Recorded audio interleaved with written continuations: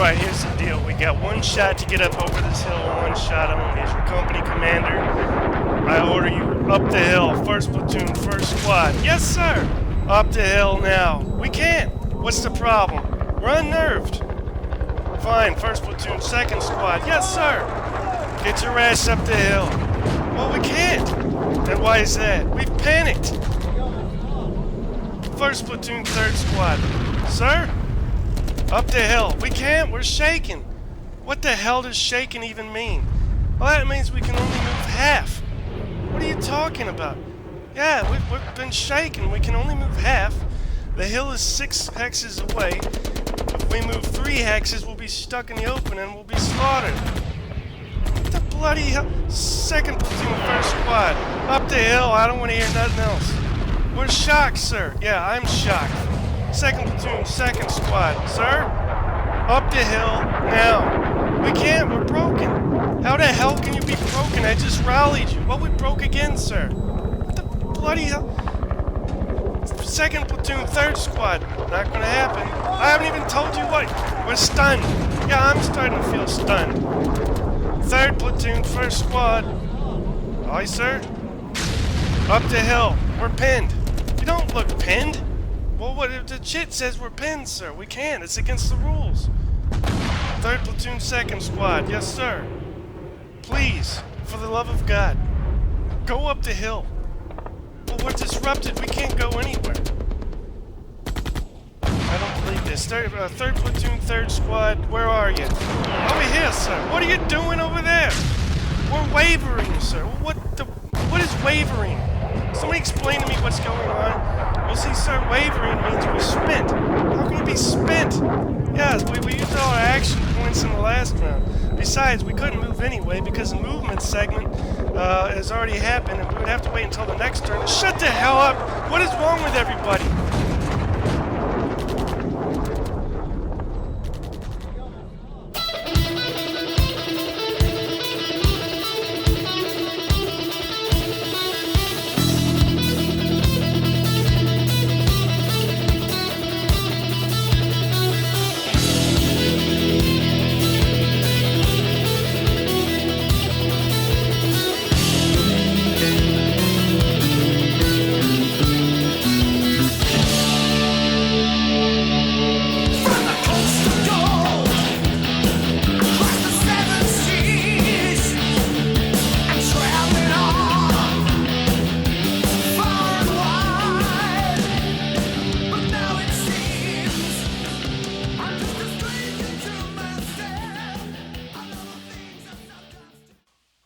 Wow, alright, what a crazy intro, right? Yeah, that was yours truly trying to pull a skit off. I don't know if I succeeded or not. Probably never attempt that again. And I should say, all credit for that idea, roughly, is due to two fat lardies. They have somewhat of a similar idea. Not the same content, but credit goes where credit's due. Anyway, you guys get the point with that, and we'll get into that. Or maybe you don't. But either way, we'll get into that later on into the show. Speaking of show, this is episode number 46. The last episode should have been dubbed number 45. Was dubbed 44, so I think there's two 44s out there. So you can thank me for the confusion with that. And oh yeah, this is Jason, if you didn't know by now. Again, Hexes and Soldiers, episode number 46. So hope everybody's doing well. I myself am doing fantastic. Not going to be getting into too much news with myself. Going to go straight into some game stuff and related things. And not sure how long this episode will be at the moment. But I'm shooting for somewhat of a, not necessarily a half episode, but a shorter episode. Just something to whet your appetite, if you will, and leave it at that. So we'll just head right out there. What's going on in the land of wargaming? Well, MMP just released a newsletter, and briefly, if I may, I will relate to you the main interesting, juicy morsels from that newsletter. Not a lot going on. especially in a specific area. Not as much as I had hoped would be going on, but enough. Now, here's what's up with MMP. Of course, perhaps the most pertinent tidbit of news is that, if you didn't know, Yanks is now shipping the pre orders. Had a scary moment with this because couldn't find my pre order when I called them to change an address and update my credit card information. But got that worked out. The scare was over, and I'm greatly, more thankful than I was beforehand. You take things for granted, and then you get a scare like this, and you realize life is good. So, with that said, my Yanks copy has yet to arrive. Other people's are arriving. I'm sure mine will too. Eventually, wah wah wah.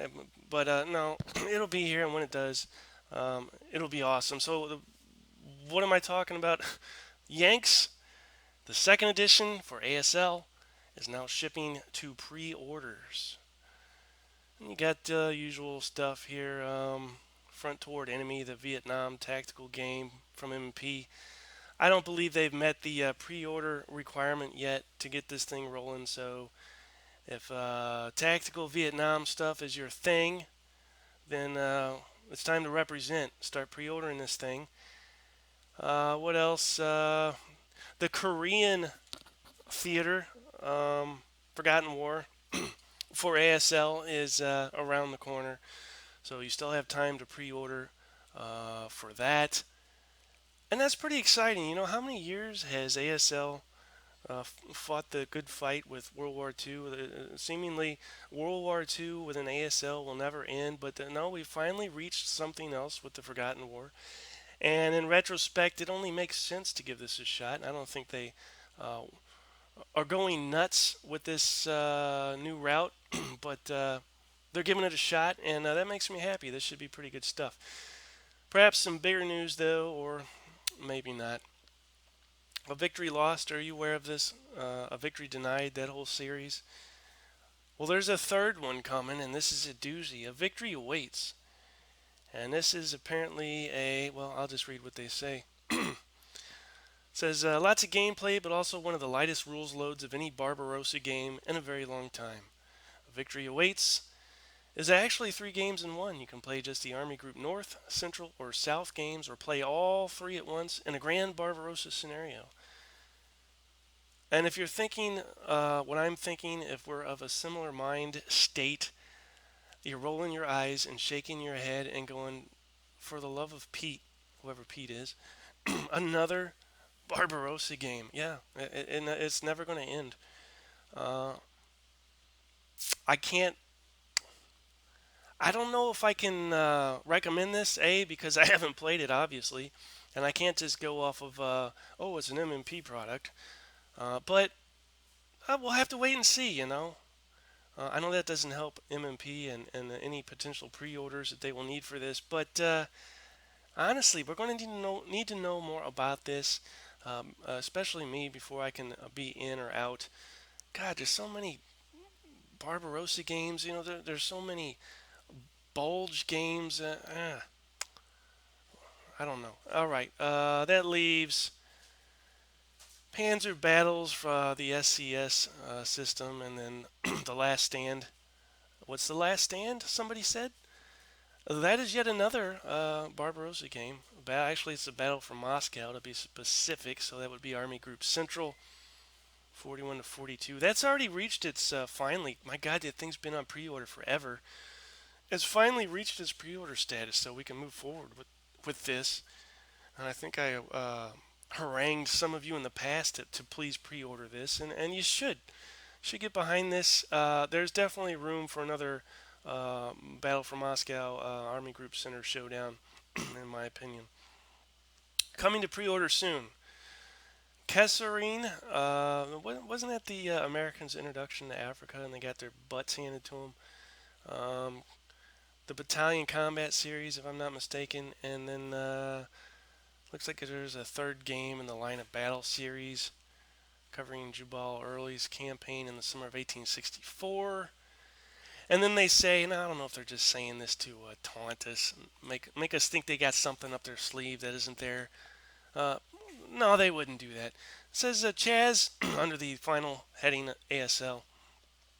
Chaz, as in Chaz Argent, is keeping his lips sealed on details, but we expect some ASL products will also be coming soon. So we just have to wait, and hopefully we won't die wondering what that means. So that is MMP. Not a whole lot going on, but enough. Which brings us to what else? Let's take a look at GMT real quick. All right, here we are. GMT.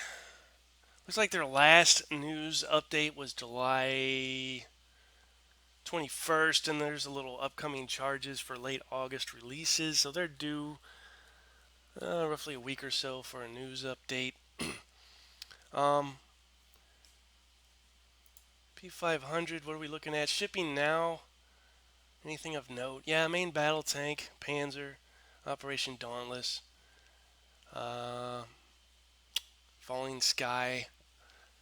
All shipping now. Now, when it comes to main battle tank and Panzer, I'm sure the systems are fantastic.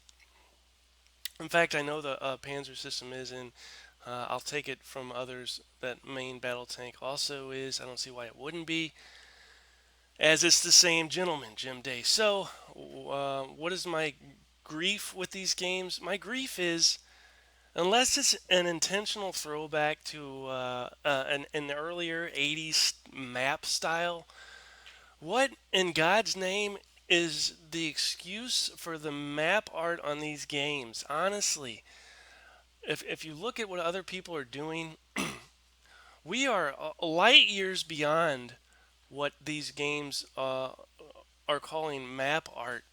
I don't understand it other than, like I said, maybe Mr. Day has a nostalgia for the map art of earlier, the Halcyon days. I don't know.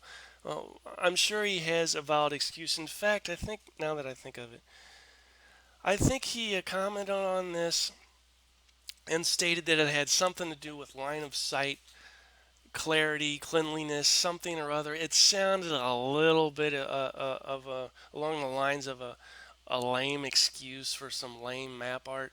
And not that the map art, again, if the system's fantastic, who cares, right?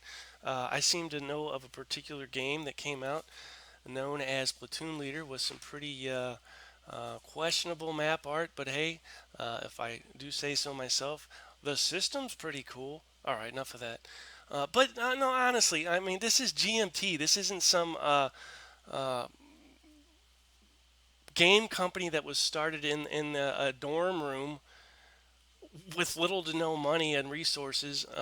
GMT here, and they've got map art that kicks ass in other games. Why was that choice made with these games? I don't get it. And it would only stand to make these games stronger if it had a better aesthetic. I mean, you're staring at this thing the whole time you're playing. It's not like something you look at periodically, or you're only going to use here and there. No, this is going to exist. This will persist through the whole game, every game. You got to stare at this crappy, cruddy map art. Okay, I'm done. Sorry, Jim Day. Much respect. But yeah, the map art. All right, what else? Charging and final production. Commands and Colors Napoleonics, third printing. Big fan of that game. Won't say much else about it. um, and then some games that finally made the cut and are in art and final development. Anything of note here worth mentioning? The old Barbarossa Army Group North, a thing that goes for thousands of dollars on eBay. Well, not that much, I guess. Is being reprinted, and I will urge all of you who have even had the slightest thought of picking this up to pick it up. Because once this thing goes out of print again, the prices are going to go through the roof again for this dumb thing. And it's stupid to pay the going rate for this thing, being as it's out of print. Don't pay it. Just pre-order it and make your whole family proud. What else? Commands and Colors. Here I am again with the Commands and Colors, right? Commands and Colors, Epic Battles. Actually, Epic Napoleonics. These are the big, giant, double board battle system things, which should be cool. I don't know. I got no problem with this. I will probably wait too late to pre-order it, pay full price for it. But if you like the commands and colors, especially the Napoleonics, this is some fast afternoon beer drinking, slap your buddy on the back and whatnot type game playing. Good stuff. So there are a few, at least one, that I am leaving intentionally blank because that coincides with the top five. This episode won't be a top 10, it will be a top five, and this will be the what I consider top five pre-orders, so we'll leave that at that. What else is going on? Oh, and I should add that GMT has stated in a briefing recently that, now get this, you ready? Things are going so well, too well, in fact. The success, the sales are just blowing the roof off of the GMT warehouse. Things are going so darn good. They need to slow production and re-up their, I don't know, ability to handle all this success. Now, does that make any sense to you at all? I suppose if you break it down on paper or maybe use an etch-a-sketch or something, you might be able to demonstrate to me how this makes sense. But honestly, this doesn't make sense.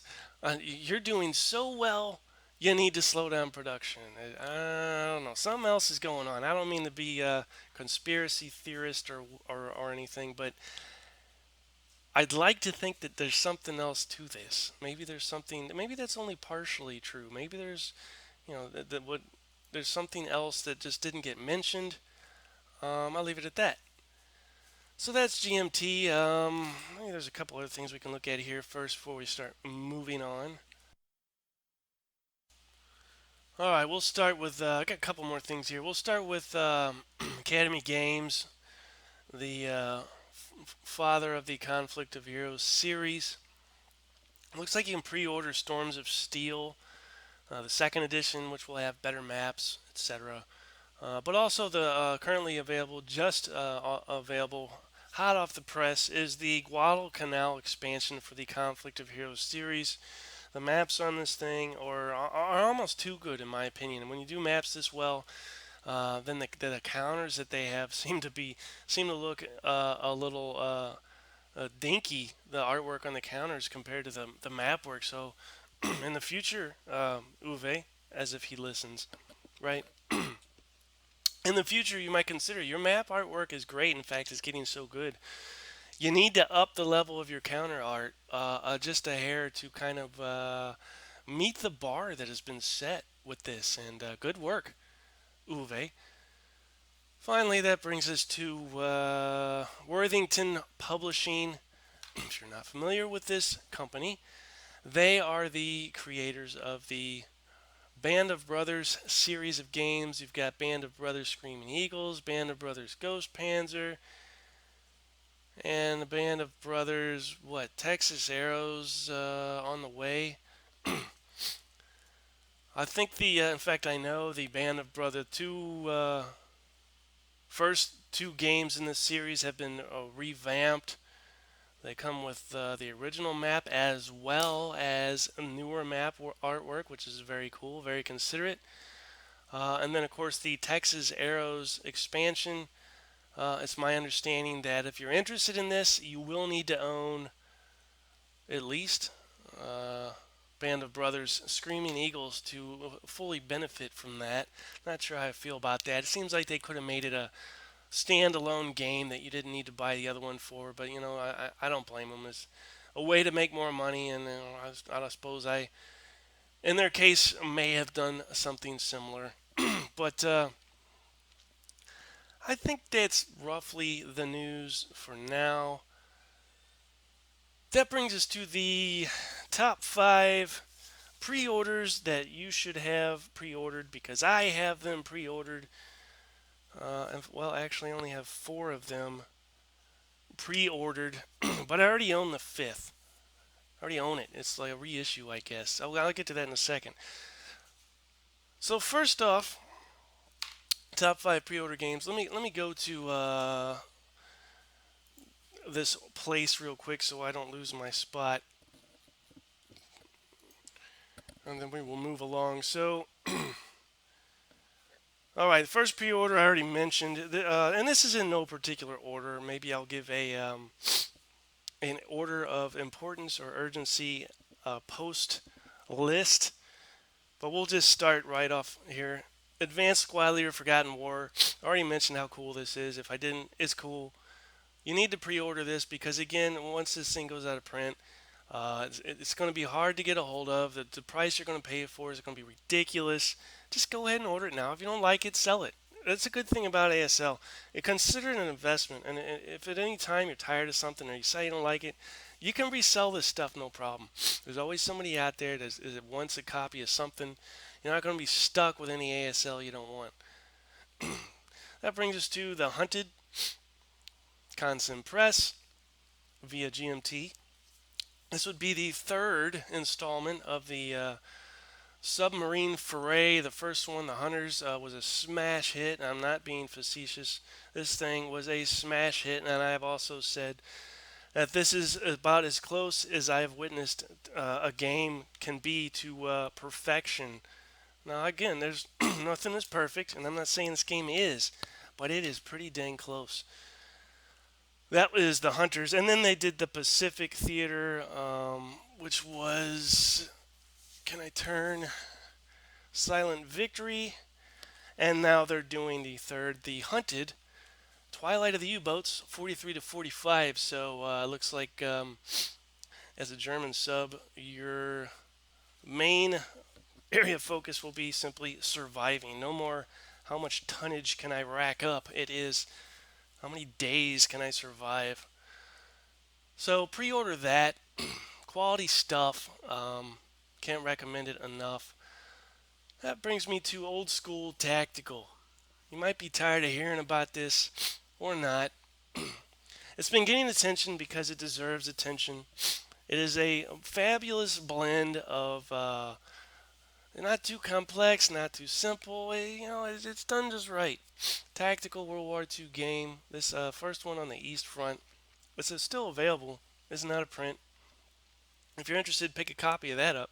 If the East Front's not your thing, you still want to test the waters of this system, well, then pre-order Old School Tactical Volume 2, the West Front.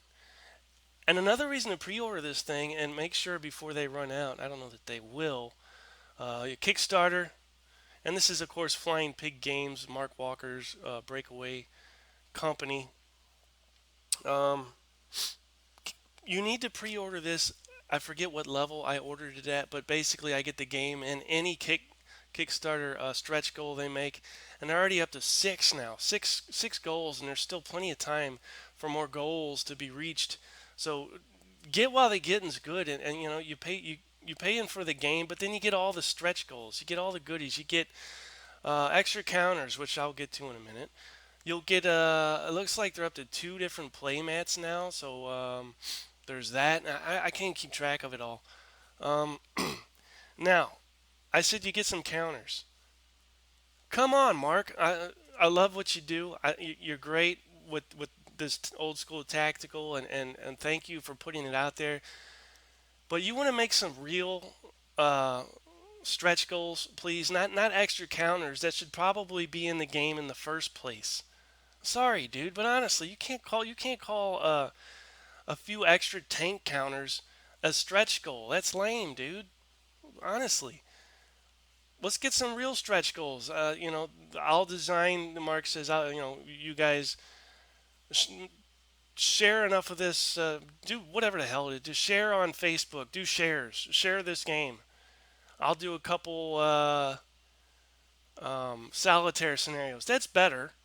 That's still not, you know, exactly what I'm shooting for here, but that's better.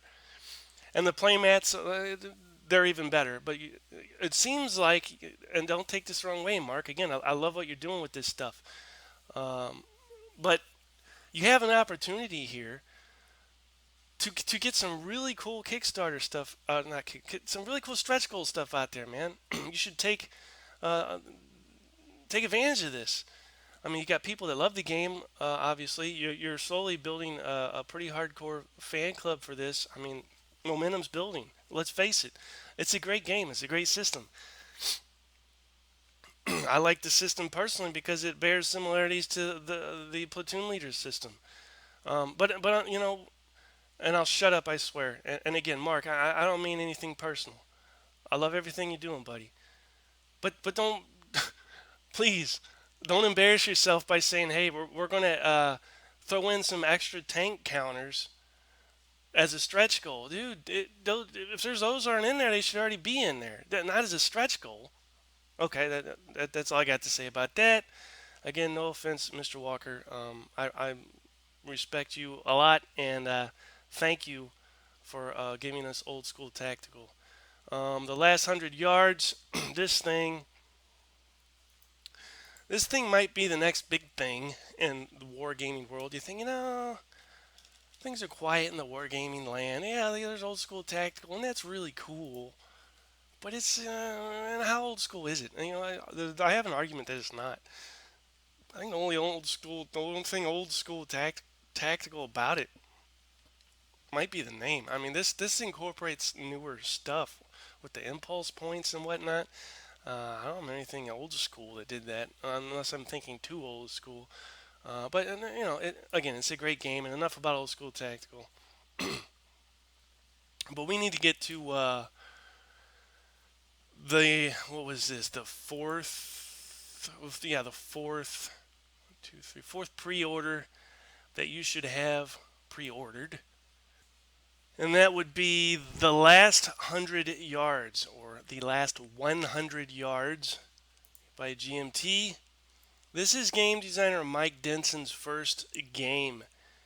And right off the bat, here's what they state on the site. The last 100 yards is unlike any tactical war game published to date. Really? Seriously? Anything? Okay. That's a bold statement. Maybe a bit too big for his britches.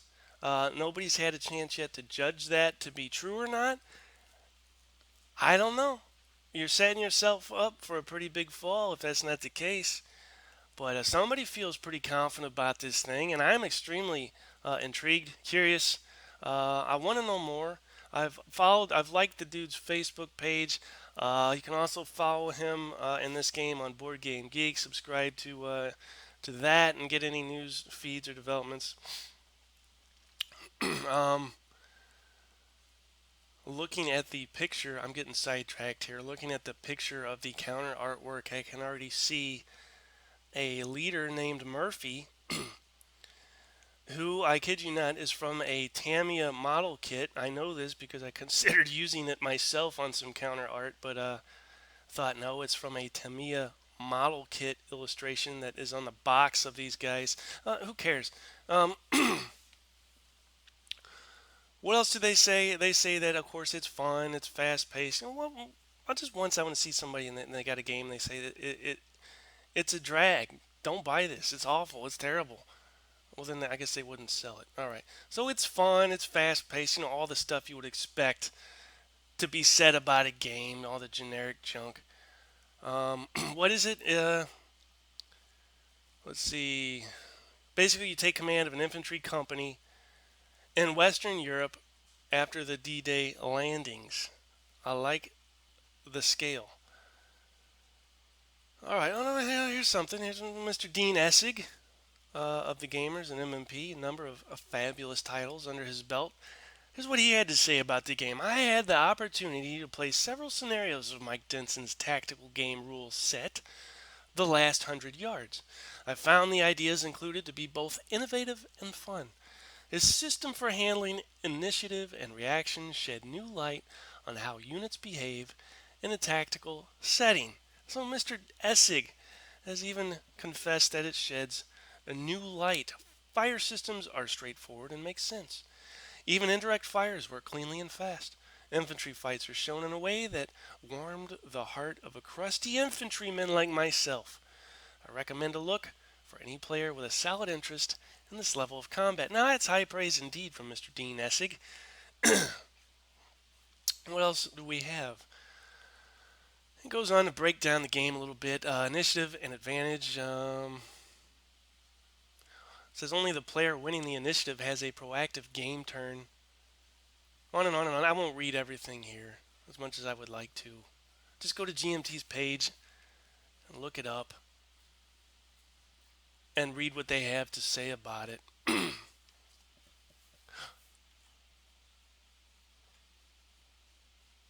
Yeah, so that's the last 100 yards. And I really do. I encourage you guys to read up on this because it does sound interesting.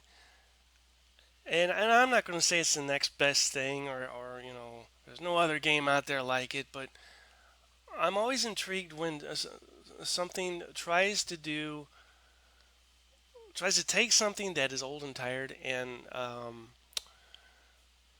well, repackage it such that it is new and not tired.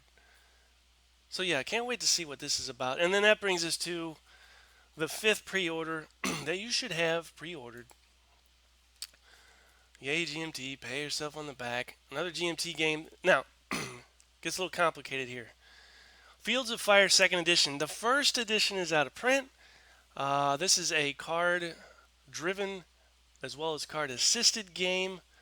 It is there's no secret here. It's somewhat inspired advanced platoon leader, especially with the new map system. I don't have a solid 8.5 by 11 map or anything like that. I have cards that can be configured any number of ways so that you get a different map every time. But yeah, Fields of Fire Second Edition. You need to pre-order this because I think a lot of people like myself missed the boat the first time around. And you don't want the first edition. Why? Because I'm praying that the second edition has some rules fixes. The bugs, the errata in the first edition, unnecessarily complicated rules. Can I say that? Hopefully they have tweaked this in the second edition, and that will be the one to own.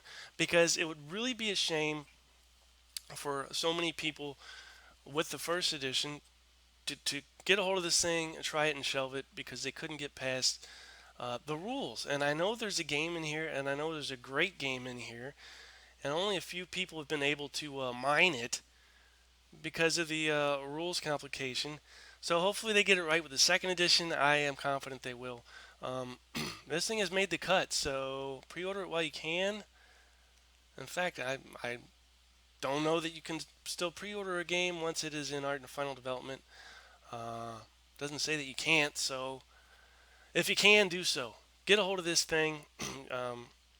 It's innovative in what it does, and it is extremely. I'm not just saying this to be nice or I don't know, inflate what's going on here. No, honestly, the realism here is there. Does that make sense? The realism is real. This is about as close as I've gotten when it comes to a tactical game to realism. Not that I've been in a firefight ever in my life, but it takes into account things that other games don't, and I like that. Things that are abstracted or simply left out, no, it's in here. And if you like Fields of Fire, well, or if you think you'll like it, then go ahead and order Fields of Fire Volume 2 with the old breed. Okay, so with the initial Fields of Fire release, as well as the second edition of that, and I should add, these are solitaire games, which is another reason I like it. So yeah, the 9th Infantry Regiment is what you'll be a part of. And you go through World War II, you go through a little Korea, as well as a little bit of Vietnam. So you got 3 eras here to explore. But then in Fields of Fire Volume 2, you'll be part of the U.S. 5th Marines, again in World War II, Korea, and Vietnam. That's a great idea to follow a single unit throughout a number of periods.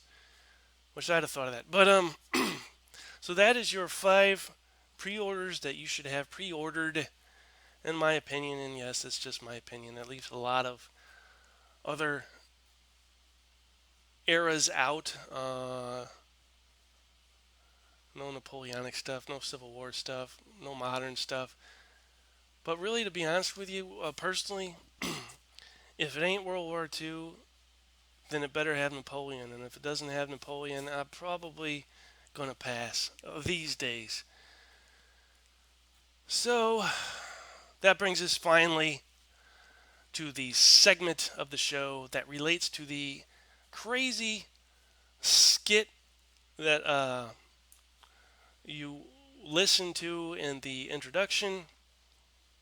I hope you have been able to uh, pick yourself up off the floor and dusted yourself off, and no longer laughing and pointing at me. And yeah, I get it. Um, I'm trying, speaking of point, I was trying to make a point in that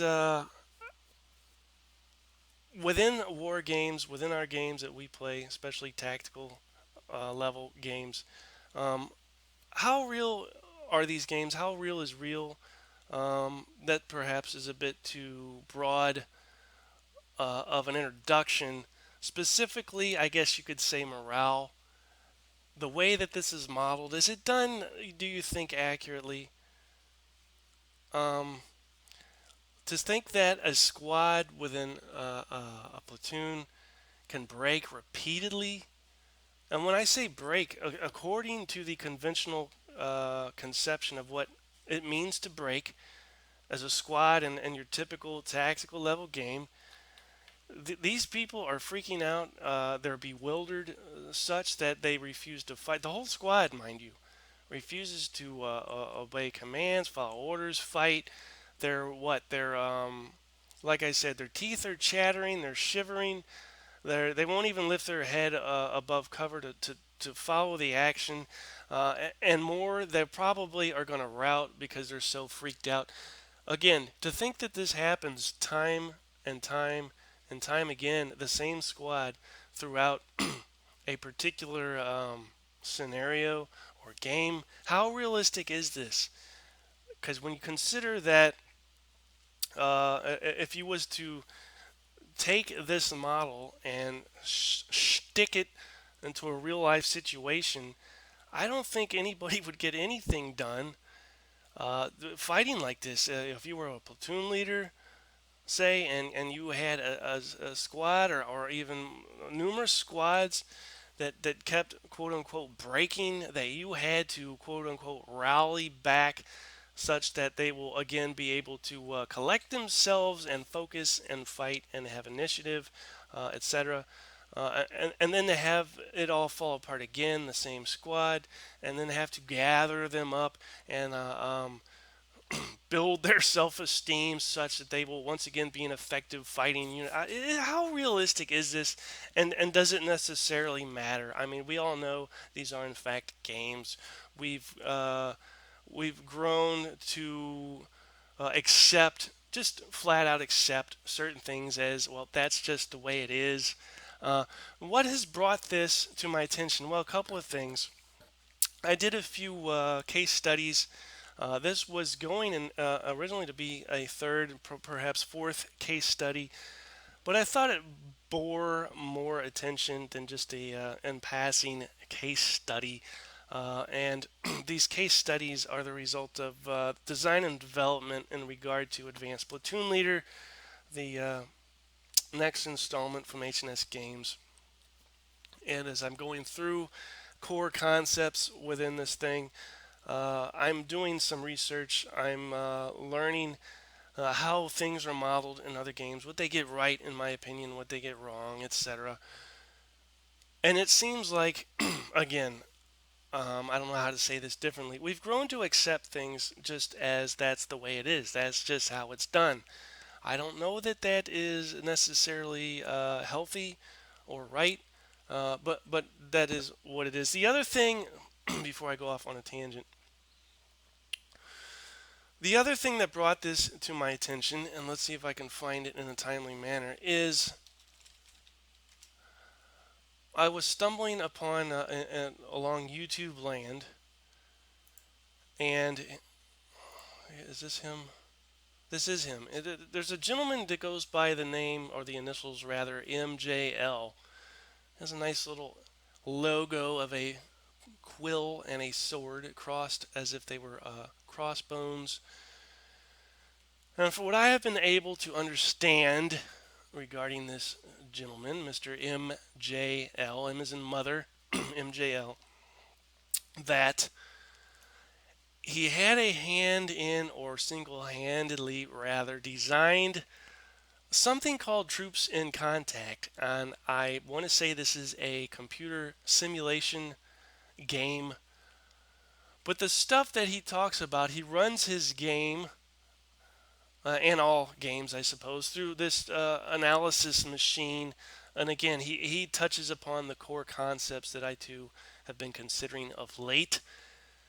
Now, in the first one of these, it's called Uncategorized Reflecting on Game Design Troops in Contact. And he's got a number of these. Now, the first one, he seemed to kind of struggle and labor through what he was trying to say. Basically, he was trying to say in 40 minutes that troops don't break, that he's been there, it doesn't happen, he hasn't seen it. And that was it. All the rest of anything and everything else he said was filler, but it was an extremely interesting point. And when you consider it, is that the case? How often is that the case? That a whole squad, mind you, would simply break, and not only break, but potentially do so repeatedly during the same battle. Now, again, how effective would any fighting unit be with this going on?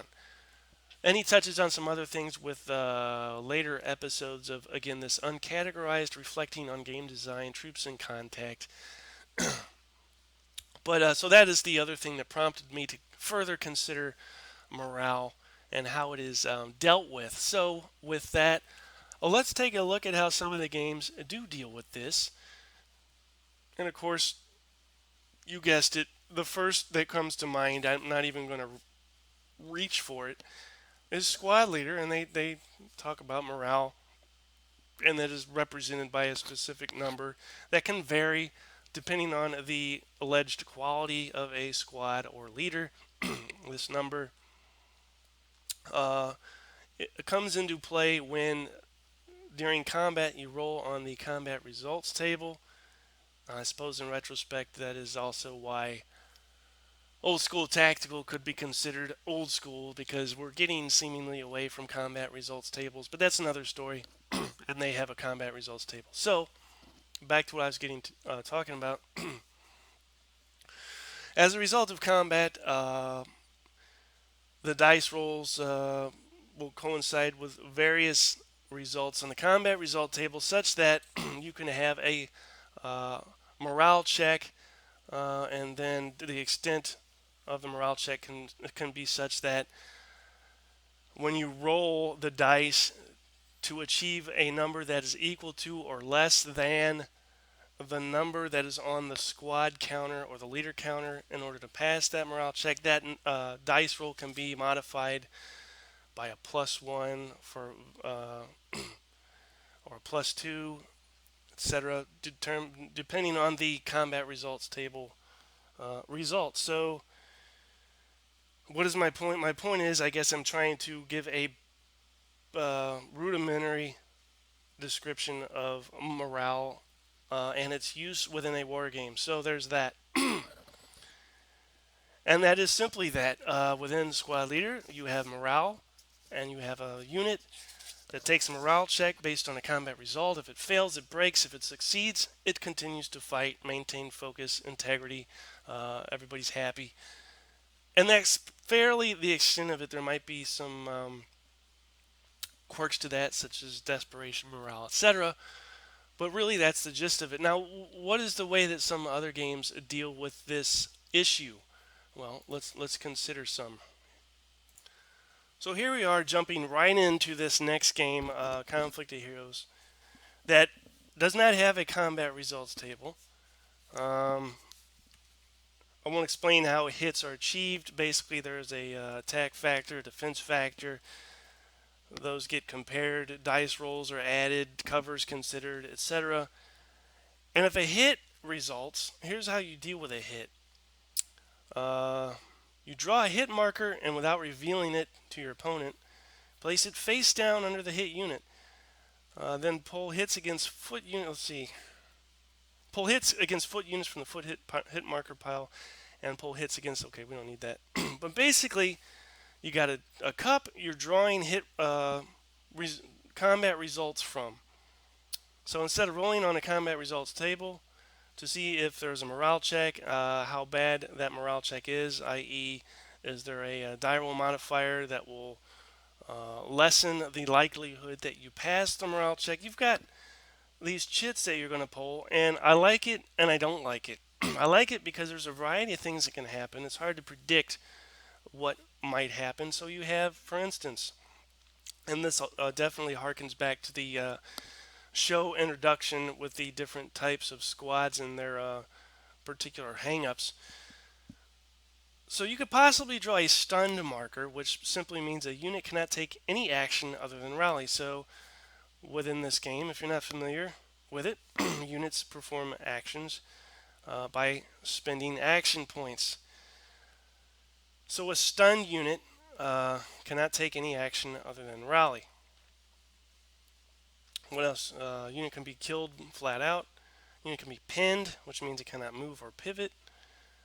There is a cowering chit, which costs a unit extra action points to fire, an extra action point to move or pivot. The range decreases. So these guys sound pretty fraggled. What else? Unnerved. Now listen to this. Is this even needed? Unnerved. There are two of these chits.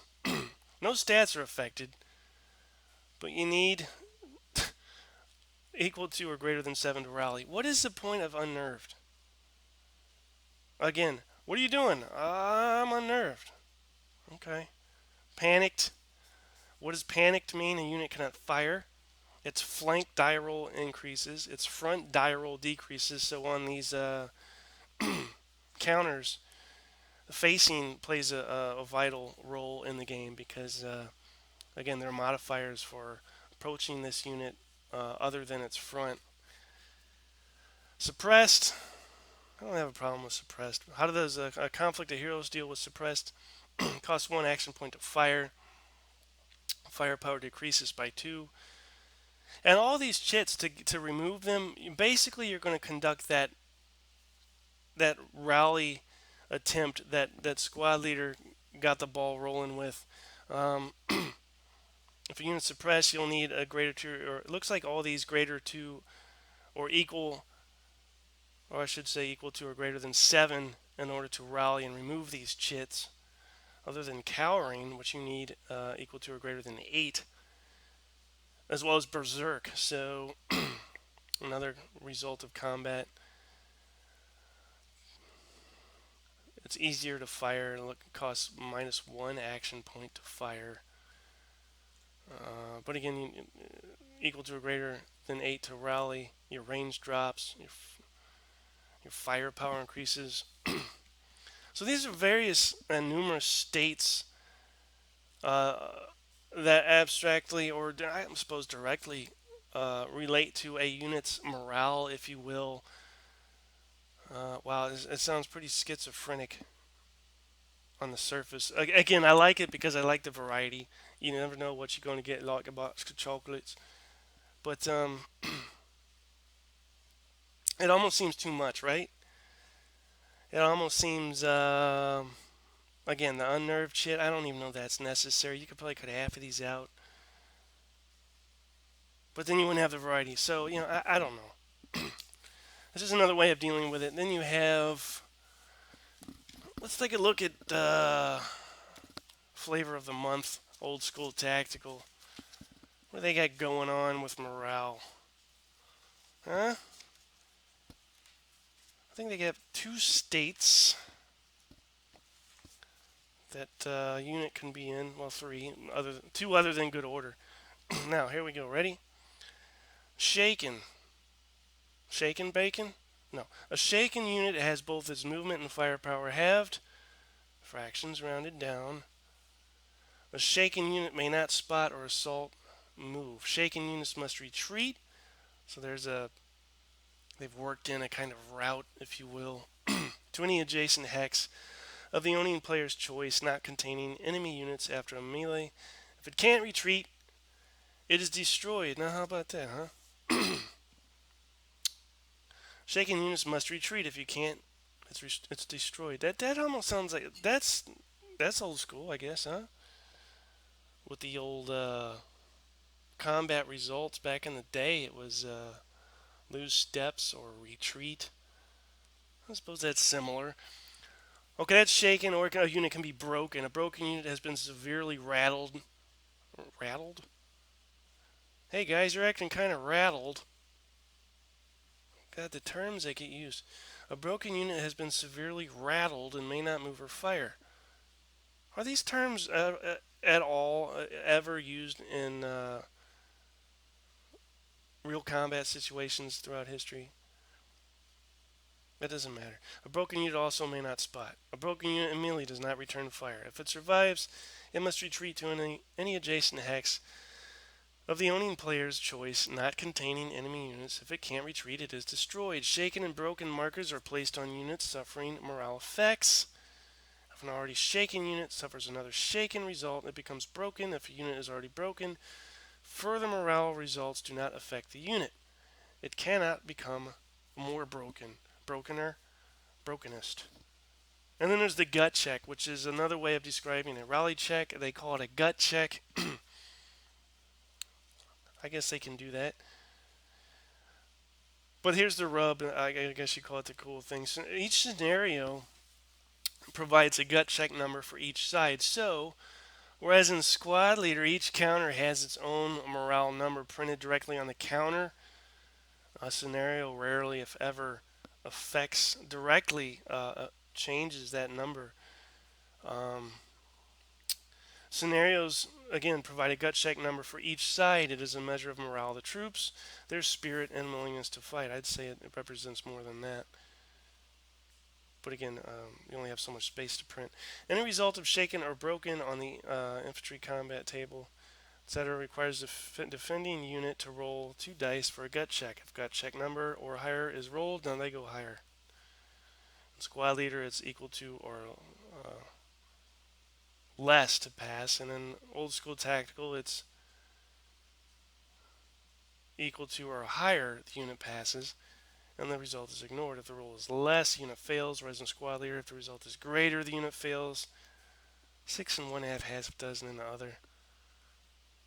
Um, and then there's your standard rally. Yeah, I don't have a problem with this. It works. It's not overly complicated. It's enough flavor in here to represent morale, etc. Well, that brings us to... What does that bring us to? Anything? Let's see what else we got. 1 or 2 more things, alright?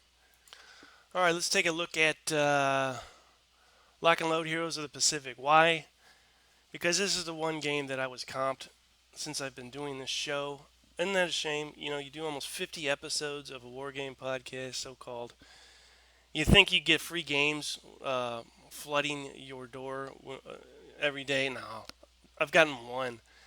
And the reason I got this was a long story. But David Heath was nice enough to send me this. And I thank him for that.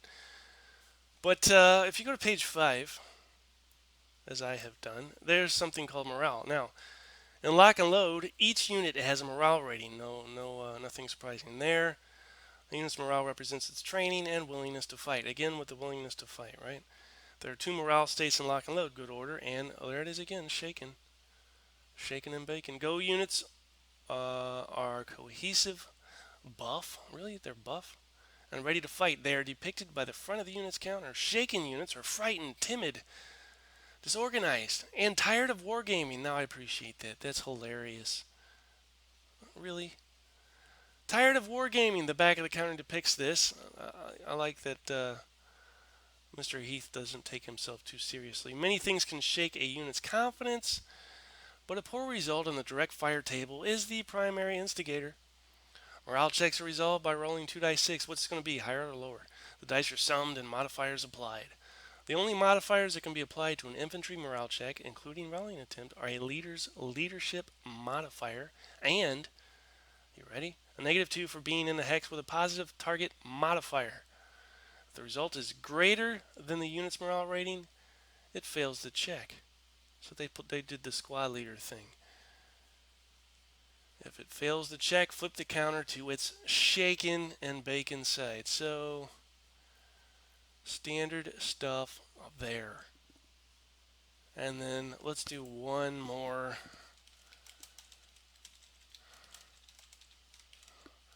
We'll go do Band of Brothers. It's an innovative little system. Sorry. I have much love and respect for this system. So what do they say? They say suppression and morale checks 7.0, page 4 of the rules. Suppression is a measure of the stress of combat. I agree with that. And the effectiveness of fire a unit has received. As a unit takes suppression from enemy fire, its morale decreases, reducing the possibility of that unit being able to perform operations within the game. An unsuppressed unit uses its highest white morale value. The unit marked with a yellow suppress counter uses its middle yellow morale value, and a unit marked with a red fully suppressed counter uses its lowest or red morale value. Now I appreciate that. That's innovative, different, and it works. Suppression wears off during the recovery phase. To resolve a morale check, roll a d10. If it is less than or equal to the unit's morale, it passes the morale check and may be moved or fired normally. If it fails the die roll, the unit may not perform the operation it was attempting to perform. Now, in this game, I believe you have to roll. I don't own a copy of this game, so I haven't played it. But I've read the rules 50,000 times because I really like the system. Units need to basically take a morale check to move, and if I'm not mistaken, fire. I'm pretty sure they need to take a morale check to move. Yeah, if it fails a die roll, the unit may not perform the operation it was attempting to perform and is marked with a use counter. Full strength units usually have a morale of 10, meaning that a morale check is automatically successful and no roll is needed unless it is leaving an enemy hex. So what do you think of that? Not bad, huh? So does that answer my the initial question posed about morale? It doesn't. I don't know that it'll ever be answered. And that question, to recap, was morale as it is represented within war games. How realistic is it? And more when it comes to quote unquote breaking, when your morale is such that you are no longer an effective, formidable fighting unit. You have broken. As this is represented in games, is it accurate? Is it realistic? How often, if ever, does it really happen? And I should also add that this gentleman, MJL, made another interesting point that units probably are not going to break until after combat. Units seem to do fairly well during combat. They will do what is expected of them to a greater or lesser extent. But to freak out and, as the back of the squad leader or ASL counters always depict, dudes just laying around, their weapons all over the place. They look like they've been attacked by gas or some sort of chemical weapon. They just look like they're in a hell of a state. How often does that really happen? And to think, again, that can happen repeatedly during the same scenario, the same turn, that a leader would have to repeatedly rally or assist in helping rally that unit back to a state such that they would be able to function as a unit that can get anything done. I don't know. It's probably not realistic. It works though, and again, it is an abstraction of something that will probably never be able to be accurately depicted in a game short of incorporating 200 die rolls to represent this, to represent that, and who wants to do that? So yeah, it is something that we have grown to accept. It is a system that we have, again, come to love and regard as simply standard. You know, is that a bad thing? No, not necessarily. It doesn't have to be a good thing or a bad thing. It just is. So that said, what do you guys think? Again, yeah, I posed the question to you. Morale within games. Do you think that is accurately represented? What game gets it right? What game is so far off the mark it is laughingly ridiculous? How often did units really break? And are we doing ourselves a kind of disservice, perhaps? And it's not a trivial thing to consider the terms that we use. Maybe we should stop referring to units that break as broken. What would we refer to them as? I don't know, hesitant? You like that? That makes more sense. And hey, don't laugh. Hesitation can cost you your life any number of times during a firefight. Maybe it's the terms that we use that we allow to describe certain states of a unit that confuse the issue, that perhaps on the surface at least misrepresent what is in fact trying to be represented. So I'll leave it at that, and this is again no surprise. Episode has gone way longer than I had intended, um, but that's fine. Hopefully you guys don't mind. And yeah, so I'll leave it at that. Honestly, post your comments in the comment spaces below. Let me know what you think. If you don't want to post, I understand. You're afraid somebody might pick on your opinion, or you might get into a posting fist fight and you just don't want to risk it. Fine, then send me an email. You're always welcome to do that. What is my email? That would be hexes and soldiers at gmx.com. All lowercase. Spelled just like it sounds, hexes and soldiers at gmx.com. Let me know what you think, or hit me up for anything.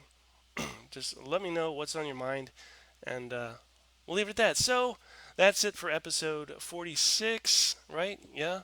Uh-huh. And that leaves technically four final episodes, because if you'll remember, I told myself at one time my goal in this endeavor was to reach 50, and beyond that, it's anybody's guess. Now, I'm not necessarily saying I'll throw in the towel, but that's a possibility, and I think things will definitely change. But we'll see. We'll see what happens. But want to reach that 50 mark, and man, where has the time gone? I remember the first episode, and I think I listened to the first part of it a while back, and my God, it sounds like a different person. I think I was scared of you guys. I think I was scared of saying the wrong thing or what you might think, and I guess to an extent, these issues still concern me. I'm not necessarily scared. I'm not going to break and rout or anything, but yeah, wow. All right, that's it. That's all I got. Hope everything will continue to go well for you guys. Try and remember to be patient with one another. Nobody's perfect. We all make mistakes. Just try and be more accepting of one another. And that's it. So thanks for listening, and keep gaming.